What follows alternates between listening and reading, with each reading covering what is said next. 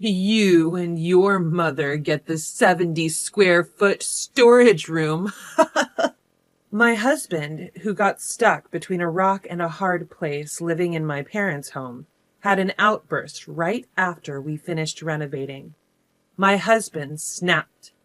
He started saying he would kick me and my mother out and live with his own mother in my parents' house, which was remodeled to look exactly like our new house.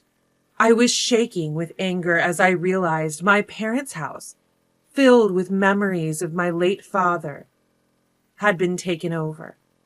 My name is Lisa Matthews, and I turned 33 this year.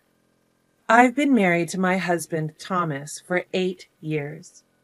We both work and live with my mother at my parents' house. It's okay because our jobs are very close by. It was a sort of curveball situation, you know. My father passed away before I got married. I was hesitant to leave my mother alone to get married, but my husband said, "If you're worried about leaving your mom alone, let's live together." I was really happy when he agreed to live in the home my father built for us. Although it is an old home, it's a home filled with memories for my mother and I. My husband is the youngest of 3 brothers, and my mother-in-law seemed to have spoiled her eldest son a lot. My husband often complained about the vast difference in treatment between him and his eldest brother. Because of his lightweight position as the youngest child, he was able to make the decision to live at my parents' house. I made up my mind to marry him after hearing these words. However, there was one person who was against my husband living in my family home. It was my husband's mother, my mother-in-law. Perhaps she felt as if her own son had been stolen. The eldest son and his wife live in my husband's family home, so it would be difficult for us to live there, even if we wanted to. As we were saving for our own home, I convinced my mother-in-law that it would be best for us to start our married life at my parents' house without paying rent. Although I had heard that my mother-in-law had always favored her eldest son, she suddenly started to show concern for my husband around this time. I didn't think we'd have this much trouble over my husband moving out of his family home, but our relationship with my mother-in-law remained strained after our marriage because of this issue. Lately, my husband has become very concerned about his mother. It might be because she suddenly started to treat him with affection after our engagement was decided.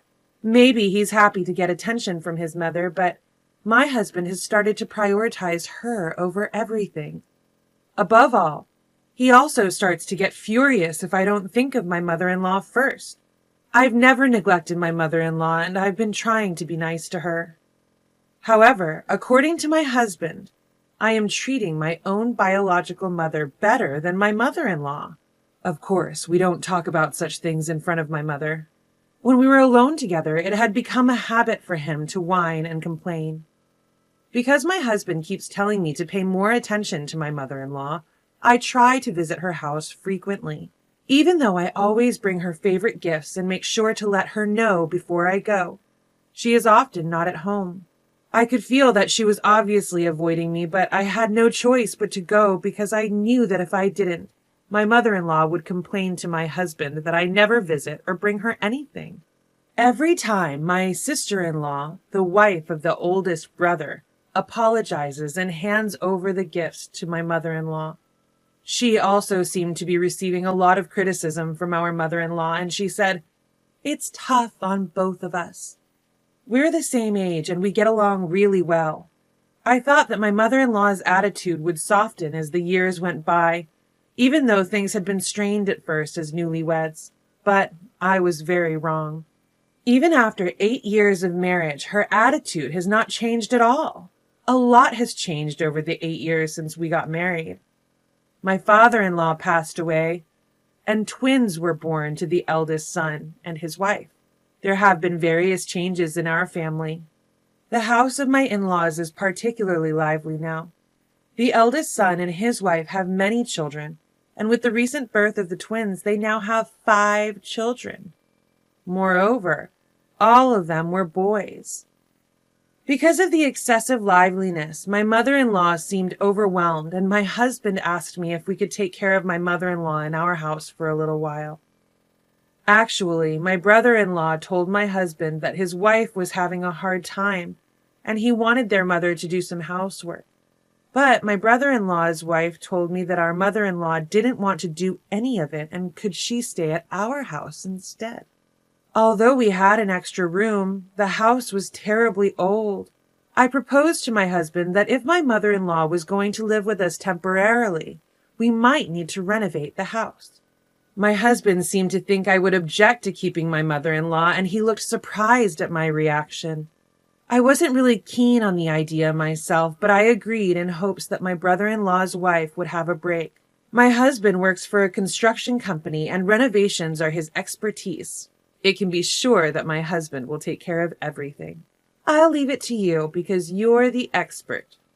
I said so and decided to renovate this house.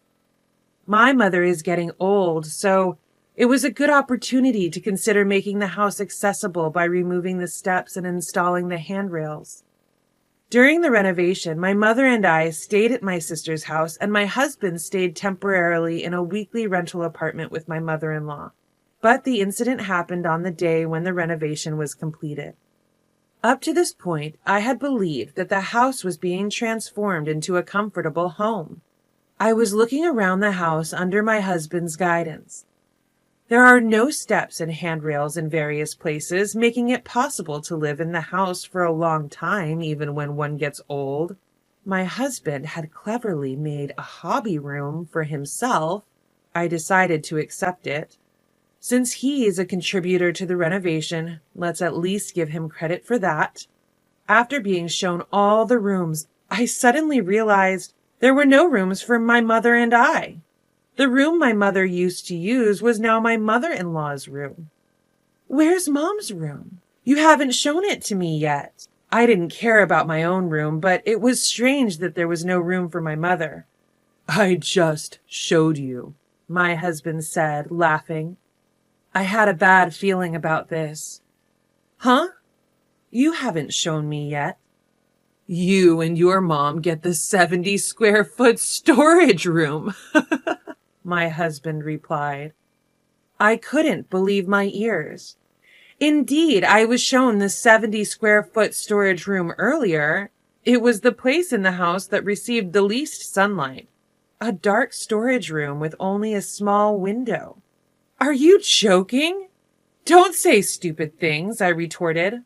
My mother-in-law intervened between my husband and I. It's been 8 years since you became my daughter-in-law, but you still haven't learned how to behave as a wife. You're not qualified to be a wife if you're going to bite back at your husband. This house was beautifully rebuilt by Thomas. If you don't like that room, why don't you get a divorce and leave? She spat out. The word divorce suddenly flashed in front of me, and I lost my patience, my blood rushing to my head. Thinking that I wouldn't dare to divorce, my husband was laughing. At that moment, all the affection built up over 8 years of marriage flew away. I see. This was your plan from the beginning. If you don't like the 70 square foot storage room, why don't you put your mom in a facility? There's no room anyway. It must be hard for you to have 2 mothers under the same roof. I glared at my husband, who dared to say such a thing. Come to think of it, my brother-in-law's wife told me. Since the renovation was decided, my husband and mother-in-law were always stuck together and talking about something. My husband, having never indulged before, was now behaving like a child towards his mother, doting on her in front of my brother-in-law and his children. Ever since the renovation was decided, my mother-in-law was thrilled to have a new house and a quiet environment, and my husband was eagerly waiting to live with his beloved mother. Seeing the 2 of them attached at the hip and grinning, I started to feel sick. I took my stunned mother's arm and, making loud footsteps, walked out the front door. I deliberately stomped on the hallway as I walked, thinking at least it might do some damage. My mother followed me, bewildered, as we left our family home. The triumphant laughter of my husband and mother-in-law echoed from behind us. I couldn't forgive my husband's betrayal after living together as a couple for 8 years. All I could think about was getting revenge. When we finally returned to my sister's house, we were so overwhelmed we just collapsed. It was all too much to even put into words. My mother was still in shock. "Do you think they've taken over our house?" she muttered after taking a sip of the tea my sister had made. Her words were like a punch in the gut. This was the result of me agreeing to the renovation my husband suggested and leaving everything to him. "We have to reclaim our house, our home, filled with so many memories. The house that Dad built for us," she whispered. I squeezed her hand tightly. Half measures were not enough for me. "We can't just sit back and do nothing. We're going to fight this head on." My mother looked up at me. "What are we going to do?" "I have a plan." I revealed my plan to my mother. She looked a bit surprised, but nodded in agreement. "If it's your idea, Lisa, I won't oppose it." With that one sentence from my mother, our counterattack against my husband and mother-in-law began. A few days later, I saw a moving truck parked near our family home. From afar, I could see my mother-in-law directing my husband to bring in her belongings. Judging from the amount of luggage, it was clear that she intended to move in for good, not just temporarily. My mother-in-law didn't lift a finger, just gave instructions to my husband. He happily helped her with the move. Seeing his face made my anger towards them grow even more. After checking the situation at my family home, I visited our lawyer with a real estate agent. I thought it was the only way to counter my husband's betrayal. I explained to the lawyer everything that had happened after the renovation and how my husband and mother-in-law had taken over our house. At first, he was shocked. But after hearing about my husband's terrible behavior, he shared our anger. And so we were able to secure the full cooperation of both the lawyer and the real estate agent. A week after my husband and mother-in-law had taken over my family home, I visited again. When I rang the doorbell, my cheerful mother-in-law appeared. "Hello, who's there?" "Oh, it's you." Her face soured as soon as she saw me. "I have something important to discuss today. I'm coming in." "Oh, I'm sorry. You're acting as if you were the owner of this house. It's easy to forget that it's actually my house," I said sarcastically and walked straight into the house. The house, having been renovated and filled with new furniture and appliances, was no longer the family home I remembered. It felt as if my childhood memories had been completely wiped away. My husband was relaxing in the living room at the back. Like my mother-in-law, he looked displeased at the sight of me and said, "What's up with you barging into people's houses like that?" "You. Long time no see. I have something important to discuss today." I had my lawyer present as well, and I faced my husband across the table. "What's up? You decided to live in a tiny studio apartment? Got a mover for just one guy? Not much stuff you can fit in a studio apartment, huh?" He mocked. I was pissed off at my husband's attitude, but I had decided to remain calm today. No matter what, I was bound to win this. There was no need to rush anything. Before jumping to conclusions, there's something I want to ask you. Why had he renovated my family home into such a state and driven us out? I wanted to confirm his true intentions. I thought we had been living as a happily married couple with no major disputes since our marriage. I was sure his relationship with my mother was also good. I don't understand why my husband's attitude changed so drastically. Even if he was instigated by my mother-in-law, what he did was too bold. At my question, my husband let out a big sigh as if it were troublesome. Then he showed a sneering smile again.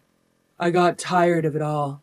Living like a dutiful husband, being considerate to you and your mother. I've been patient for a long time. I want to live with my mother. I don't need anything else." I was taken aback at my husband, who half shouted. I was speechless at the realization that he was just a mama's boy. Unable to say anything, I listened to my husband start to spill all the frustrations he had been holding back. He was frustrated that he couldn't live with his mother and embarrassed that as a man he was living in his wife's house. It felt like I had been deceived. He endured it all on his own, got angry on his own, and even plotted to take over my family home. I began to suspect he might be a psychopath. If you have that much dissatisfaction, you should have just told me. How can I possibly express dissatisfaction? I'm a man. You should understand. Even his final assertion was utterly ridiculous. My mother-in-law was teary-eyed as she listened to my husband's argument. I thought that this was the result of her nurturing her eldest son with excessive affection, but it didn't seem like she thought so. She just seemed to pity her son, who adored her. Being subjected to this cheap soap opera, I sighed heavily, unable to bear the ridiculousness. It seemed that my husband was offended by my attitude and raised his voice. What's with that attitude? You should be grateful that I even prepared a small studio room for you. I could have taken away your room too. With his face turned red, my husband looked like a tantrum-throwing child. That's right. Keep a room for a useless daughter-in-law. What a kind son you are. I'm happy to be praised by you. To quickly end this farce, I presented my husband with the divorce papers. Of course, already signed by me. Please divorce me. I don't want to stay married after being treated like this. Then I showed him the registration of the house, explaining that it was one of the properties I had inherited from my father and it was under my name. Looking at the documents, my husband seemed to realize something. I won't divorce. I did the renovation. Even if the property is under your name, it should be considered as both of ours. I will absolutely not divorce. It seemed my husband realized that if we divorced, he would be kicked out of this house. Even if you don't want to divorce, what made you think you could stay here? The house is in my name. It's my property, so I've sold it. I spread out another document before my husband. A sales contract for the land and house. Both he and my mother-in-law leaned in to check the names and dates on the paper. Since this house is already sold, you'll need to move out promptly. We have potential buyers, so you should leave by today or tomorrow. With a smile, I told the two of them. Their faces turned pale. Whether you divorce or not, you cannot live in this house. I don't want to see your faces anymore, so I want you to divorce. Hold on. Why? Wasn't this your house? My mother-in-law had mistakenly thought that the house belonged to my husband. He probably hadn't expected me to take such drastic measures. He seemed to have assumed that I would accept some kind of compromise and forgive him. But I'm not that naive, and my love for my husband has cooled. I don't have a shred of mercy left. Please discuss the details with my lawyer. Don't come directly to me. If we are kicked out of this house, where will we?